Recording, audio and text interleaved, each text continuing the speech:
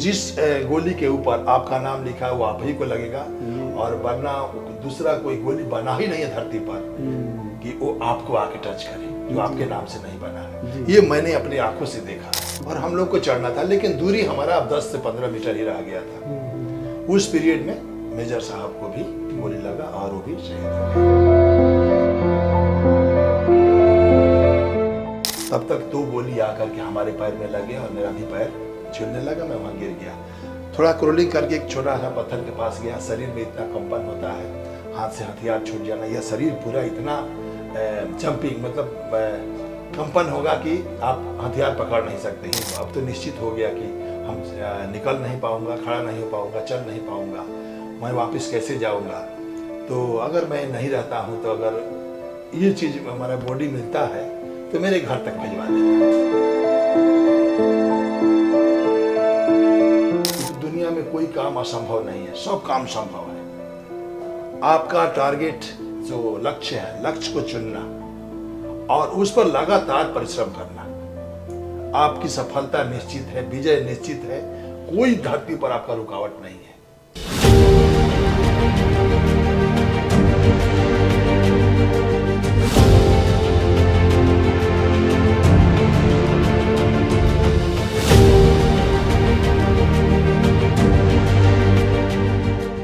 जय हिंद प्यारे बच्चों, मैं आदित्य दुबे आज बहुत ही प्रसन्न हूँ क्योंकि मेरे साथ आज शत्रुघ्न सिंह जी, कैप्टन शत्रुघ्न सिंह जी का एक्सपीरियंस वास्तव में बहुत ही हाईलाइटेड है स्टूडेंट्स की लाइफ के लिए, और ये एक्सपीरियंस आपको प्रेरणा से ओत-प्रोत कर देगा।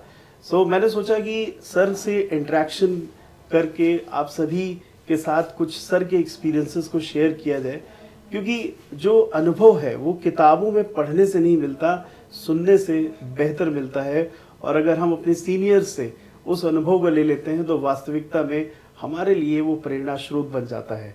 प्यारे बच्चों, मैं आपको बता दूं कि कैप्टन से पहले इन्होंने जो अपनी लाइफस्टाइल, जो अपनी जॉब इन्होंने शुरू करी इंडियन आर्मी में, 1988 में आपने इंडियन आर्मी ज्वाइन की और 1999 में कारगिल युद्ध में आपकी अहम भूमिका रही।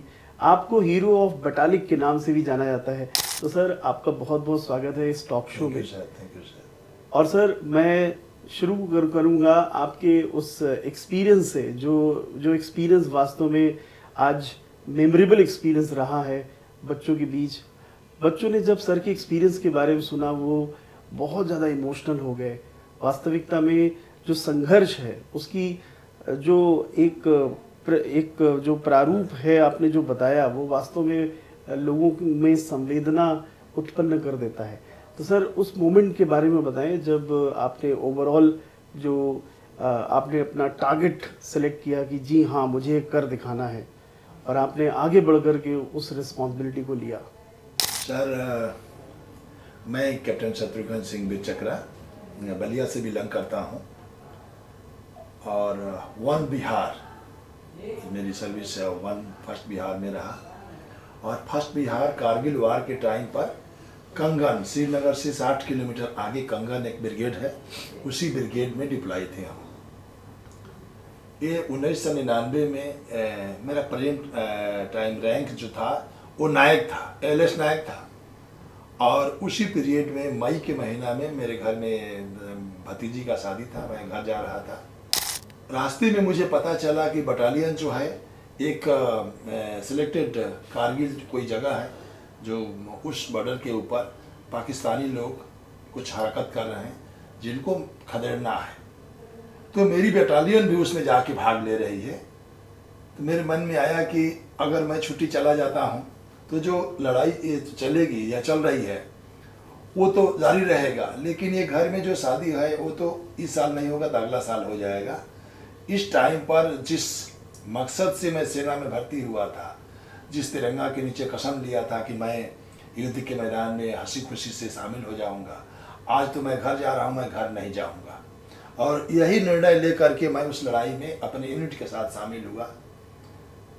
बटालियन कंगन से बटालिक सब सेक्टर की तरफ गई, वहाँ पर हम लोगों को टास्क मिला था जी। 1999 में ये डेट था 17 मई। ओके।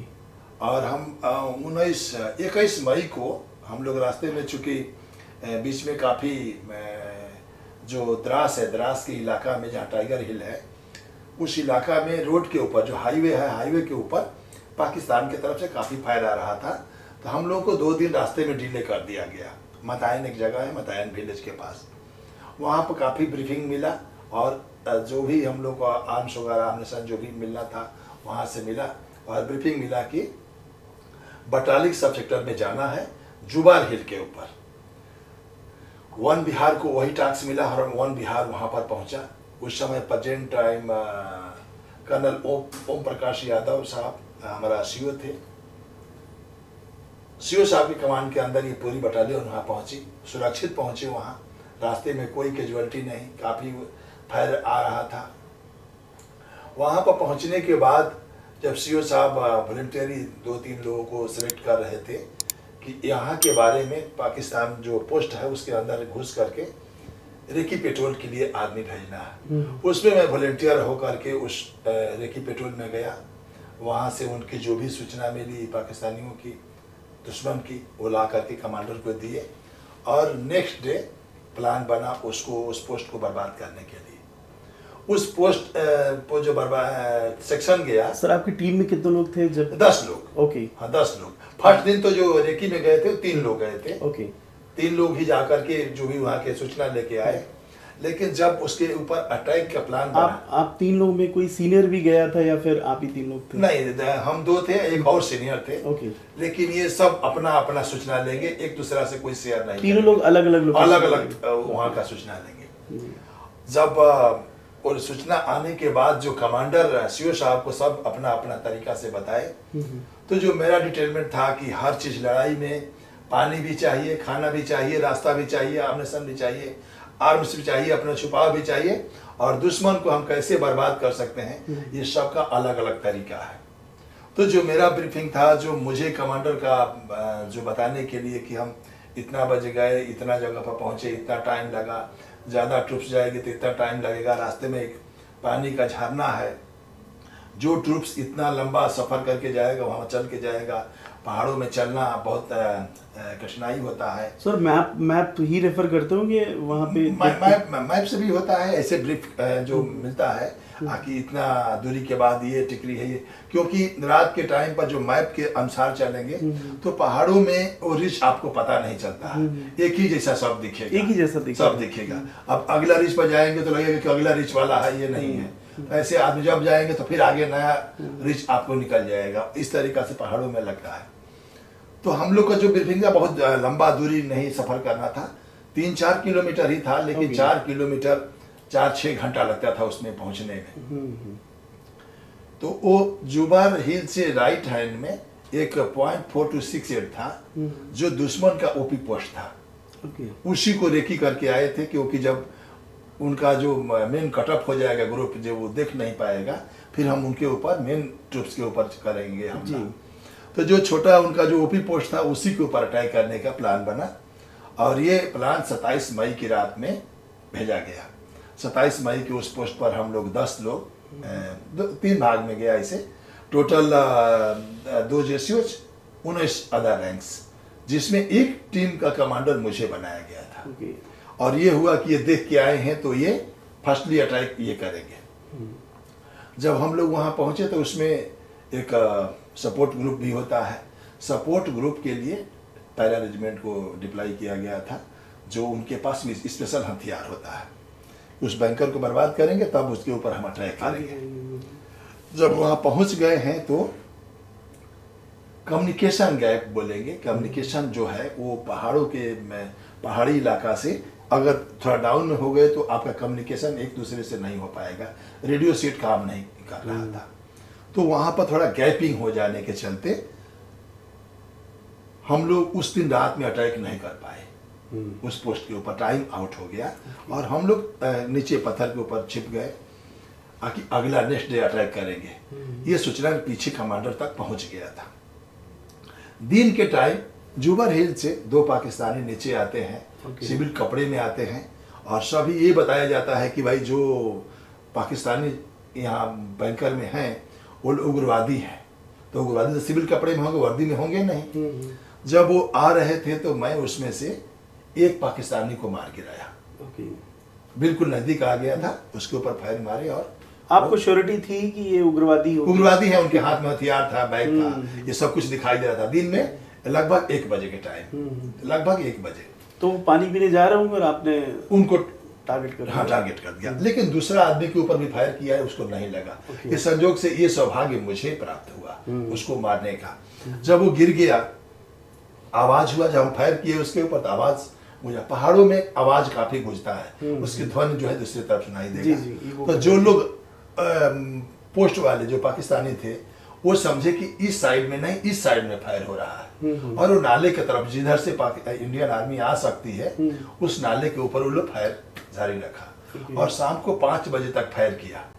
लेकिन जो 2 में से एक पाकिस्तानी बच गया, वो जाकर के पोस्ट में बता दिया कि इंडियन आर्मी इधर है। फिर हम लोग के ऊपर फायर करने लगे। संजोग बस जो रेडियो सेट है फिर ऑन किया गया और कमांडर से बातचीत किया गया, कमांडर उसको सुन लिए और शॉर्ट में हम बता दिए कि एक पाकिस्तानी को मारा हूं जिसके पास ये चीज।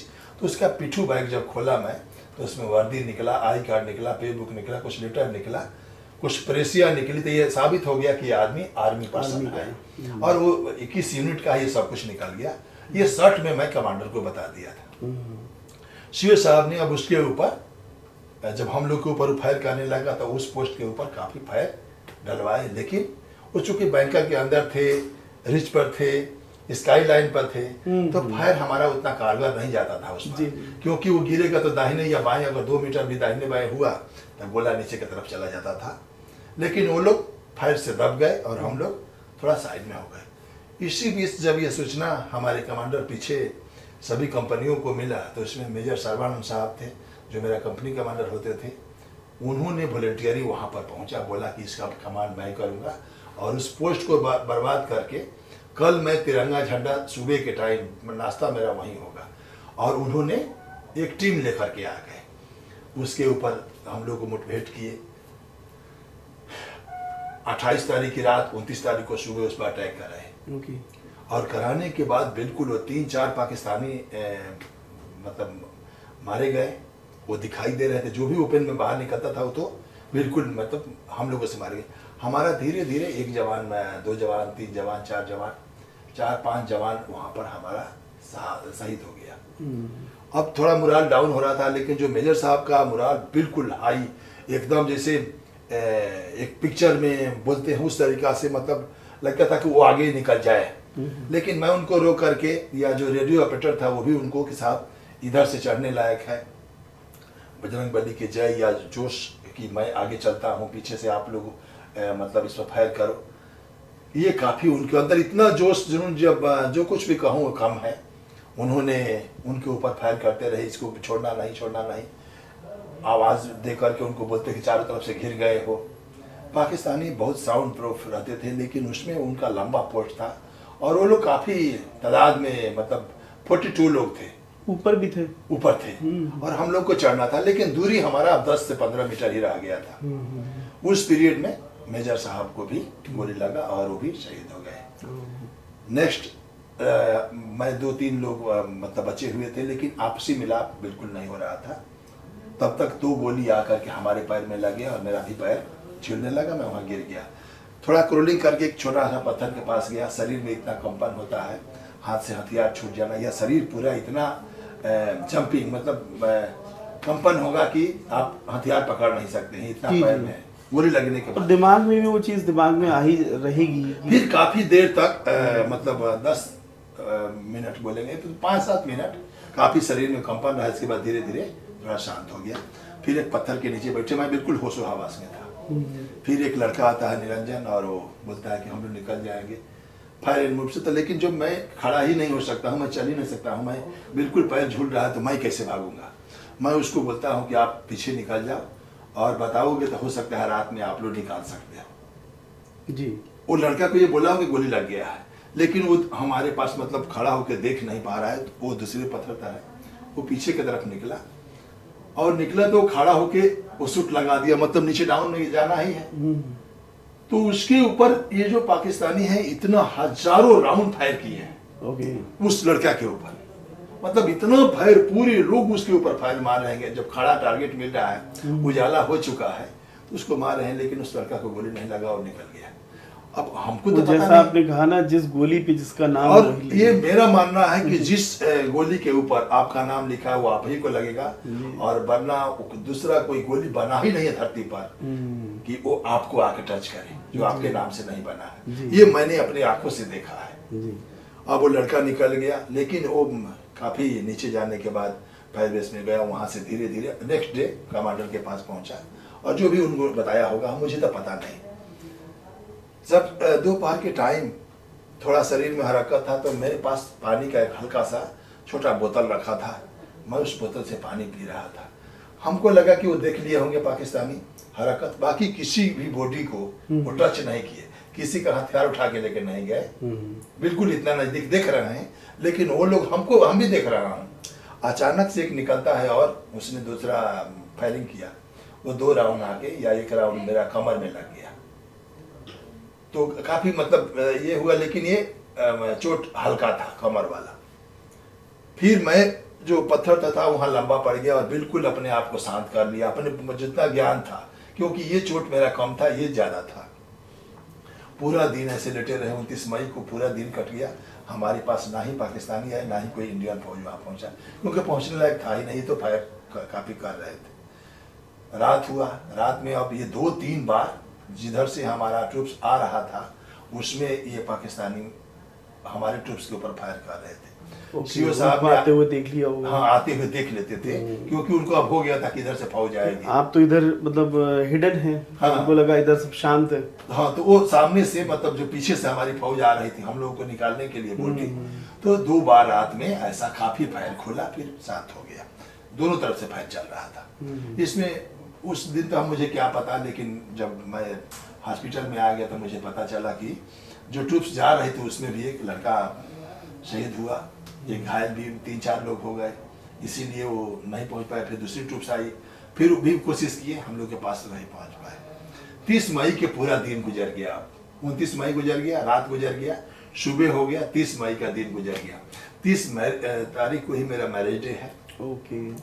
ये अदास था मुझे, तो एक डायरी छोटी सी जो पॉकेट बुक रखते हैं वो मेरे पास था, उसमें मैं अपना 2 शब्द जो भी अपने दिल में आया मैं लिखा हूँ। उसमें ये भी लिखा हूँ कि अगर मैं, मतलब अब तो निश्चित हो गया कि हम निकल नहीं पाऊँगा, खड़ा नहीं हो पाऊँगा, चल नहीं पाऊँगा, मैं वापस कैसे जाऊँगा, तो अगर मैं नहीं रहता हूँ, तो अगर ये चीज़ हमारा बॉडी मिलता है तो मेरे घर तक भिजवा देना।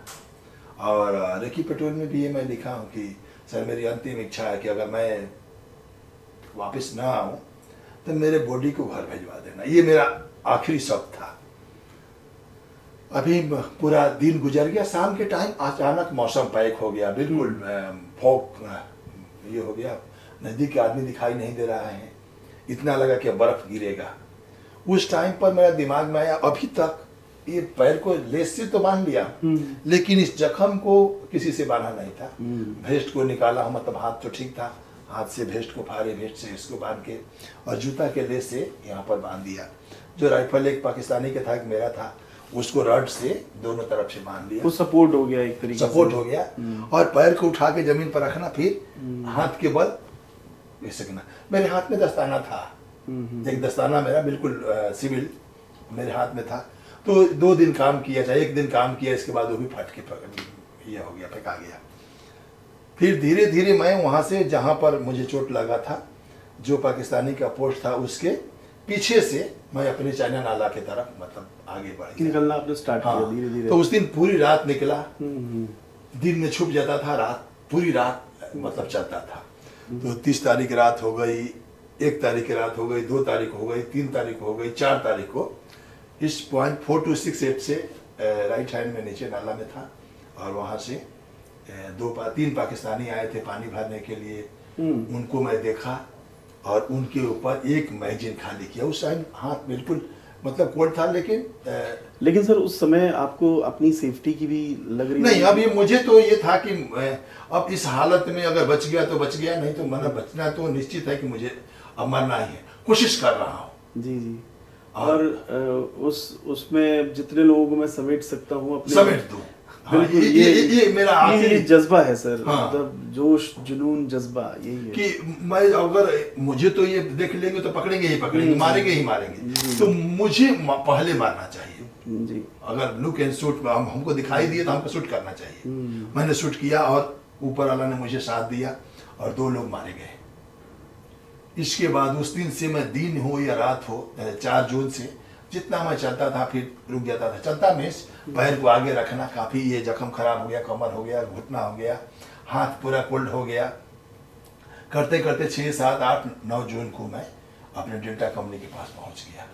इतना दिनों का गैपिंग, बिल्कुल एक बूंद पानी नहीं, क्योंकि जो नाला में पानी भर रहे थे तो हम नाला में उतर जाएंगे तो हम उतरेंगे कैसे, क्या चीज पकड़ के उतरूंगा? बिल्कुल, हाथ पैर तो है नहीं जो मैं किसी को पकड़ के नीचे उतर जाऊं। दिखाई तो दे रहा है कि नाला में पानी है, लेकिन हम जा नहीं सकता ये, क्योंकि जब चल जाएंगे तो फिर ऊपर कैसे आएंगे? अगर पलटी करके गिर भी जाऊं तो मर जाऊंगा, नाला में बह जाऊंगा, ये भी है। ये भी है। तो अब ऊपर से पहाड़ों पे तो और मतलब होल्ड करने की क्षमता अच्छी होनी चाहिए जी। अब इसके चलते वो रास्ता था नहीं, पहाड़ी में उतरने का कोई जगह नहीं था। जब ये हमारे लोग देखे हमको, फिर पहचान गए, उठाए, आवाज दिए, कान से आवाज सुनाई दे रहा है लेकिन मेरा साउंड खत्म हो गया था, मैं बोल नहीं पाता था। वहाँ गया तो मैं हाथों के इशारा में पानी पानी इशारा दे रहा हूँ। वो लोग जो कैप्टन कार्निक साहब थे, शत्रुघ्न साहब थे, मेरे ही नाम के एक कैप्टन साहब थे, उन्होंने पानी ना दे करके सुसुम चाय करके चम्मच से मुझे मुंह में डाला, थोड़ा बैंडेज पट्टी किए, मेरा पैंट वगैरह सब काट दिए, ये सब शर्ट वगैरह मैंने देखे, इसको गर्म पानी से धुलाई करके बैंडेज पट्टी करके इंजेक्शन लगा दिए। अभी तक मैं थोड़ा मैंने होश में आया, लेकिन फिर मैं सेंसलेस हो गया। फिर वहाँ से स्ट्रेचर पर लेकर के हमको ये लोग इसको बोलते हैं हेलपेट ग्राउंड तक लेके आए, मोटर पोजीशन पर लाए, फिर हेलपेट ग्राउंड में लाए। वहाँ पर कमांडर जोशी साहब भी आने वाले थे, नहीं पहुँच पाए।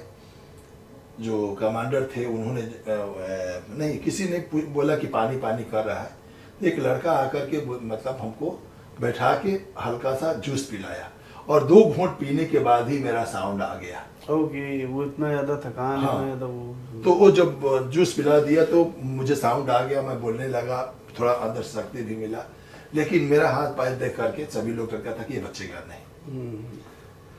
कमांडर से जो भी बोलना था कि सर इस तरीका से, मतलब ऐसे ऐसे आपने सर अपनी हिम्मत से जब इतने दिन सस्टेन कर लिया तो आपको अंदर ही अंदर लगने लगा होगा कि अब तो बच गया। जो ही अपने आदमी जब देखे हैं तो मैं अंदरूनी लगा कि अब मुझे अब कुछ नहीं होगा।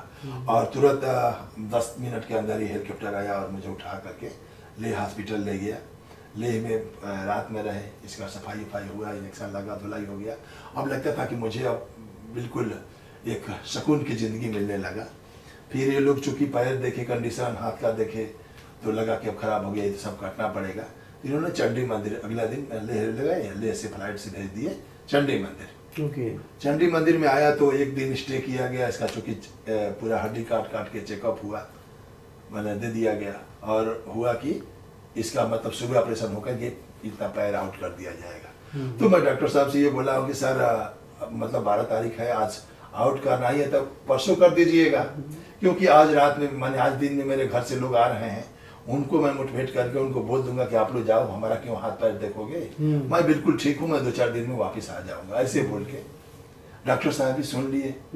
और मेरा रिपोर्ट चूँकि आने वाला था, तो रात में मेरा रिपोर्ट आया कि सब ओके है, पॉजिटिव, मतलब ये है, हाँ, मतलब कोई ये नहीं है, रिकवर हो सकता है। तो उन्होंने बोला टाइम तो लगेगा, लेकिन इसमें हड्डी काफ़ी, इसमें रिंग लगा था, और मेरा पैर बच गया, और बोले कि लंबा ट्रीटमेंट चलेगा। और ऑपरेशन करके कि हर 8 दिन 10 दिन पर ऑपरेशन होता था, थोड़ा इसको जोड़ना, हड्डी जोड़ना, मांस जोड़ना, इसे करते करते हमको काफ़ी टाइम लगा। 6 महीना मैं उसी चंडी मंदिर कमांड में रहा। फिर वहाँ से हमको कसौली एमएच भेजा गया, फिर दानापुर चले गए, दानापुर से फिर लखनऊ एमएच में आए, लखनऊ से फिर दिल्ली में गए, दिल्ली से फिर पूना गए, पूना से फिर वापस आए, फिर आर हॉस्पिटल में गए। ऐसे करके मुझे 2 साल लगा, और 2 साल के अंदर मैं थोड़ा चलने लगा। लेकिन इस पीरियड में जब चंडी मंदिर में था, उसी पीरियड में 15 अगस्त को न्यूज़पेपर में आया कि शत्रुघ्न सिंह को वीर चक्र दिया गया है। फलना को वीर चक्र मिला, किसी को शौर्य चक्र मिला, किसी को कुछ मिला, ऐसे करके अवार्ड, जितने लोग घायल थे लगभग सबको कुछ ना कुछ अवार्ड मिला। तो उस ऑपरेशन में उस दिन की नाइट जो 29 मई वाला में 3 लोगों को वीर चक्र मिला और 7 लोगों को सिल्वर मेडल मिला। जी चीफ का साइटेशन भी 2 लोगों को मिला। सभी को रिवार्ड मतलब मिला था जो भी ऑपरेशन का ये था। लेकिन जब हम थोड़ा ठीक हो गए, सीओ साहब से बात होने लगा, तो सब कहानी बताने लगे, ऐसे ऐसे हुआ है, ये तुम्हारा जो आई कार्ड मिलने से लड़ाई का रुख चेंज हो गया, कमांडर को मतलब काफ़ी ये हेल्प मिला कि इसे ये हुआ। फिर हाँ, वो जो बार बार मना कर रहे थे पाकिस्तानी की, वो पाकिस्तानी है ही नहीं, वो भी क्लियर हो गया। उग्रवादी है, उग्रवादी के ऊपर आप किस तरीके का ऑपरेशन करेंगे, फौज के ऊपर कैसे करेंगे, कितने बड़े हथियार से फायर करेंगे, फिर अपना फाइटर वगैरह सब कुछ है, शायद जो भी है वो फायर करने लगे। तो इस तरह की सफलताएं मिली। सर, आज के युवाओं को प्रेरित करने के लिए आप क्या सजेस्ट करना चाहेंगे जो उन्हें ध्यान रखना चाहिए, क्योंकि आपके जैसा साहस, हिम्मत, दृढ़ता और लक्ष्य के प्रति तन्मयता बहुत ही मुश्किल है, क्योंकि आजकल के लोगों में पेशेंस उतना नहीं है। तो किस तरह से वो प्रैक्टिस करें और इन वैल्यूज़ को अपनी लाइफ में इनकलकेट करें? सबसे पहले दुनिया में मनुष्य के लिए कोई काम असंभव नहीं है। ये मेरा जीवन का इतना साल जो उम्र हुआ, ये मैंने अपने से जो भी देखा हूँ कि तो दुनिया में कोई काम असंभव नहीं है, सब काम संभव है। आपका टारगेट जो लक्ष्य है, लक्ष्य को चुनना और उस पर लगातार परिश्रम करना, आपकी सफलता निश्चित है, विजय निश्चित है। कोई धरती पर आपका रुकावट नहीं है, कोई रोक नहीं सकता। आप सही दिल से, सही समय से आप उसका स्मरण करें, उसकी प्रैक्टिस करें, उसके ऊपर ध्यान दें, उसके ऊपर मतलब जो चाहिए, जो गुरु आपको बताते हैं उस गाइडलाइन को लेते रहें। आपकी विजय निश्चित है, कोई हरा नहीं सकता है, ये मेरा मानना है। बिल्कुल सर, बिल्कुल। आपका सानिध्य कैप्टन मनोज पांडे सर के साथ भी रहा है और उनका एक वॉर टाइम में एक टैगलाइन थी, ना छोड़नू। तो वास्तव में वो भी उसको, उस एक्सपीरियंस को भी आप स्टूडेंट्स के साथ थोड़ा साझा करें, वो भी काफ़ी हाँ, उनका एक और मोटो ये था कि अगर मेरे तिरंगा पर आँच आए या मेरी मौत से पहले डेथ इज, हाँ, तो मैं I will kill death also. तो उन्होंने ये बात बोलता था, मतलब उस दिन रात में ऐसे कुछ बातें सीओ साहब से जो कर रहे थे, हम लोग बगल में खड़े थे जो रात में सुने थे। मैं रिपीट कर दूं, if death strikes before my goal, I will kill death also. हाँ, उनका कहना था। जी जी। और सबसे बड़ी चीज की एकेडमी में भी अगर 25 लोग खड़े हैं तो उनकी मुस्कुराहट एक अलग तरीका के, हमेशा मैं उनको देखा वो प्रसन्न थे और उस टाइम भी हंस रहे थे। उस मतलब जब हम खाना खा रहे थे, हम लोग को दिन रोटी मिला था साथ ही में, क्योंकि उनको दूसरा पोस्ट मिला और सीओ साहब से वो ब्रीफिंग ले रहे थे, हमारे सीओ साहब से, चूंकि उनको अलग पोस्ट मिला था। तो मैं ये देखा कि वो आदमी इस हालत में भी किसी बात के ऊपर मतलब उनकी मुस्कुराहट, तो ये हर एक आदमी को, सर ने आज एक बताया कि आदमी को अपने आप को एक रखना चाहिए कि जो मैं काम कर रहा हूँ वो सबसे बेटर कर रहा हूँ। बिल्कुल, आत्मविश्वास। तो उनके अंदर जो आत्मविश्वास था कि मैं उसको हासिल करके मानूंगा, या जिस तरह के मुस्कुराहट, आप पहले ही मुराद डाउन कर, ये काम तो हमसे नहीं होगा। जिस आदमी के मन में ये आ गया, जैसे मैं स्विमिंग नहीं आता है, लेकिन आज भी हमको अगर हमको लगता है कि अगर नदी में फेंक दिया जाए तो अपना बचाव के लिए तो करेंगे, तो मुझे लगता है नहीं, मैं धीरे धीरे रस्सी पकड़ के किस तरह से पार कर जाऊंगा। विश्वास है पहले से, मेरे विश्वास के ऊपर। अच्छा, नहीं तो उसके लिए अपना प्रोटेक्शन लेके जाएंगे, ये पहले ही मैं सेलेक्ट करता हूँ कि मुझे ये चीज लेके जाना चाहिए, ये लेता हूँ। तो अपना आत्मविश्वास, मैं जानता हूँ कि हार मेरे डिक्शनरी में कहीं लिखा ही नहीं है, हार नहीं हो सकता, ये मेरी विजय निश्चित है। और मैं 3 बार फॉरेन का नौकरी किया हूँ, सोमालिया में काफ़ी कठिन ऑपरेशन में रहा हूँ, मैं राष्ट्रीय राइफल में भी 4 साल रहा हूँ, वहाँ 3 मिलिटेंट के मैं मारा हूँ, अपने से अकेला मारा हूँ। जो ईश्वर के मेरे ऊपर ये रहा कि 97 में ही 3 पाकिस्तानी जो मैंने उग्रवादी को ऐसे अपनी बातों में उलझा करके बैठा करके, मुझे एकदम विश्वास हो गया कि उग्रवादी है, और वो लोग हथियार नहीं लेकर के, हथियार छुपाए हुए थे, उनको अलग बैठा करके फिर कमांडर को इशारा करके उनको पकड़ के हाथ बांध के और फिर उनको मैं मारा, फिर हथियार भी मिला। काफ़ी अच्छा उस ऑपरेशन में मेरा नाम हुआ था। जी। लेकिन एक होता है मुराल, तो उस ऑपरेशन के दौरान भी जो कमांडर साहब थे उन्होंने बोलता था कि ये लड़का काम किया, इसको अवार्ड मिलना चाहिए। और उसमें मेरा नाम ना जा करके जो भी कमांडर थे, कमांडर का नाम गया, कमांडर को शौर्य चक्र मिला। कर्नल तनवीर सिद्दीकी साहब अभी जो बरेली में हैं, और वो आज भी मेरा नाम लेकर के बोलते हैं कि शत्रुघ्न तूने पर्सनली ये तेरा कमाई था, तूने ये परिश्रम किया था। लेकिन अब उस आदमी को हार नहीं मानना चाहिए। वही तनवीर सिद्दीकी साहब जब मुझे वीर चक्र मिला और उसी हॉस्पिटल में जब आकर के डेली आते थे मेरे पास और बैठते थे, तो इतना हर्ष होता था कि आज वो बोलते थे कि देख शत्रु, ये तेरे को ये मिला था तो ये कहाँ मिलेगा। जी जी। तो मेरा मानना है, मैं आज तक ये भी बोलूंगा कि ISPCS का टेस्ट तो नहीं दिया हूँ, लेकिन जो भी टेस्ट दिया हूँ जी जी, मैं आज तक किसी टेस्ट में फेल नहीं हूँ। बहुत बढ़िया सर, आत्मविश्वास। हाँ, ये मेरा अपना सेना का कोई भी टेस्ट दिया पूरी तन्मयता से आपने उसमें प्रयास किया। तो प्रयास किया। अच्छा, उसमें ये भी जैसे इंग्लिश वीक है, लेकिन इंग्लिश का पेपर भी अगर दिया हूँ तो उसमें भी बढ़िया मार्क से मैं पास हुआ हूँ। इसलिए पेशा को गलत हो सकता है ये हो, लेकिन मेरा विश्वास था कि जो मैं लिख रहा हूँ सही है, और जो भी कॉपी देता है वो हमको सही नंबर दिया। वो भावनाएं को मतलब उसमें उजागर किया। बिल्कुल। तो ये मेरा मानना है कि ईश्वर को मान के आप किसी भी मार्ग पर आप चले, लेकिन आत्मविश्वास के साथ चले, आपकी विजय निश्चित है। Definitely sir. सर ऐसे ही आप अपना सानिध्य हमारे डिफेंस एस्पिरेंट्स के लिए बनाए रखें, एंड रिक्वेस्ट करूंगा कि आगे भी समय निकाल करके बच्चों को आत्मविश्वास से भरें, क्योंकि आपकी जो प्रेरणादायक जो अनुभव है ये बच्चों के लिए बहुत इम्पोर्टेंट है। काफ़ी सीख सकते हैं कि क्योंकि जो पढ़ाई में जो बातें हैं और ज़िंदगी के अनुभव की जो बातें हैं वो कहीं नंबर ऑफ इयर्स का जो एक्सपीरियंस होता है बड़ा यूज़फुल होता है। Thank you so much sir. और बिल्कुल टीम सेंचुरियन की तरफ से हम यही कामना करेंगे कि आगे आने वाले लाइफ के चैलेंजेस में भी आप बेस्ट करें और आप मुस्कुराते रहें। Thank you so much sir. जय हिंद। डियर एस्पिरेंट्स, क्या आप भी NDA 2025 एग्जामिनेशन को क्रैक करना चाहते हैं अपने पहले प्रयास में?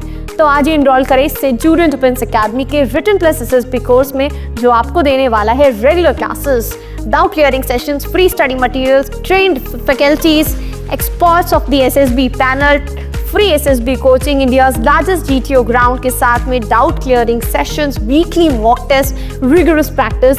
ये एक ऐसा संस्थान है जहां हम आपको A to Z प्रिपरेशन कराते हैं और आपको नेशनल डिफेंस एकेडमी की कड़ी तैयारी कराते हैं। प्राउडली ऑल इंडिया रैंक 1, 2, 3, 4 जैसे रैंक्स देने वाली सेंचुरी डिफेंस एकेडमी आपको वेलकम करती है to join our upcoming courses for your NDA exam preparation. Please call on 97959 77776 for more information. Thank you, Namaskar and Jai Hind.